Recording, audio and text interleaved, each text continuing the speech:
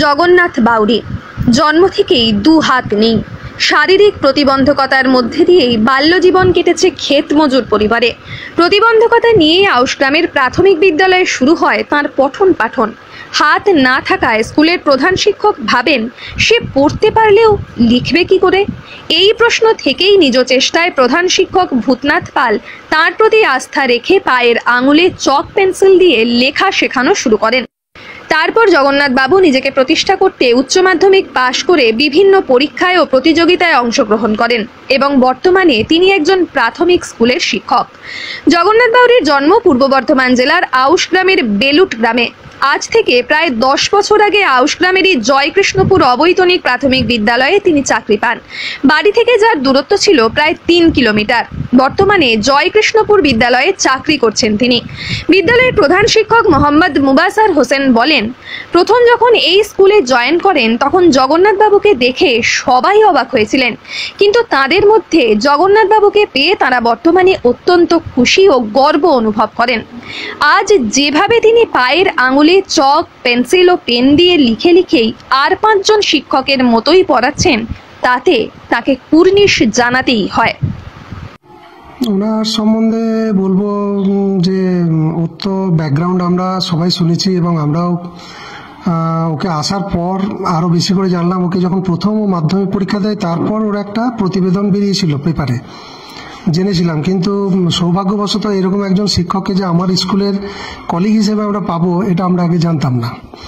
যাক, এটা আমাদের ভাগ্য যে ওকে পেয়েছি আমরা। এবং যথেষ্ট কর্তব্য পরায়ণ শিক্ষক বলতে যেটা বোঝায় যে এইরকম প্রতিবন্ধী হওয়া সত্ত্বেও টাইম টু টাইম স্কুলে নিয়মিত আসা, নিয়মিত স্কুলে ঠিক নির্দিষ্ট সময় পার করে ছেলে মেয়েদের এত সুন্দর পরিষেবা দিয়ে, মানে তাদেরকে এত স্নেহ দিয়ে ভালোবাসা দিয়ে তাদেরকে যে পড়ানোর এটা অভূতপূর্ব জিনিস। এটা জগন্নাথ বাবু বলেন, যেসব প্রতিবন্ধী ভাই বোনেরা আছেন তারা যেন তাকে দেখে নিজের প্রতি সাহস জুগিয়ে নিজের পায়ে দাঁড়াবার চেষ্টা করেন। যখন প্রাইমারি স্কুলে ভর্তি হই, আমার দুটো হাতে জন্ম থেকে ছিল না বা নেই জন্ম থেকে। তা আমার মা যখন আমাকে স্কুলে ভর্তি করাতে যান তখন আমাদের যে প্রাইমারি স্কুলের হেডমাস্টার ছিলেন ওনার নাম হচ্ছে ভূতনাথ পাল। তা উনি বলেছিলেন যে আমি একে লেখাপড়া শেখাবো। তা মাকে রোজ বলতো, বৌমা দিয়ে যাও জগন্নাথকে, আমি একে লেখাপড়া শেখাবো। বলছি কী করে হবে, ও তো দুটো হাত নেই, পায়ে করে কী করে লিখবে। উনি আমার পায়ে চক পেন্সিল ভরে হাতে ধরে ধরে আমাকে লেখাপড়া শিখিয়েছিলেন। তারপর প্রাইমারি স্কুল অতিক্রম করার পর আমি যখন হাই স্কুলে ভর্তি হই তখন ওইখানে ছিলেন মোহাম্মদ হোসেন সাহেব, আমাদের যিনি হেডমাস্টার ছিলেন। উনি আমাকে মানে চারিদিক থেকে সহযোগিতা করেছেন, পড়াশোনার দিক থেকে হোক বা আমার কাগজপত্রের দিক থেকে হোক বা আমার এই যে প্রতিবন্ধকতা সার্টিফিকেট হেনা তেনা সব কিছুর ব্যাপারে উনি আমাকে সহযোগিতা করেছেন খুব। তা এখন ওনাদের আশীর্বাদে আমি আজকে এই জায়গাতে পৌঁছেছি।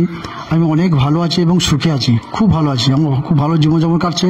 আমি চাই আমার মতন যারা এই যে অসহায় প্রতিবন্ধী যারা আছেন, যারা নিরাশায় বা হতাশ হয়ে পড়ছেন, তারা যেন এই আমার দিকে তাকিয়ে তারা যেন নিরাশা না হন, তারা যেন আরও এগিয়ে যাওয়ার চেষ্টা করেন। আমার যে দুটো হাত না থেকে আমি যে এইভাবে নিজে স্ট্রাগল করে দিনের পর দিন মানে কায়িক পরিশ্রম করে আমি যে আজকে এই একটা জায়গা পেয়েছি, এরকম জায়গা যেন আমাদের মতন প্রতিবন্ধীদের সকলেরই হোক, এই আমি মানে কামনা করি।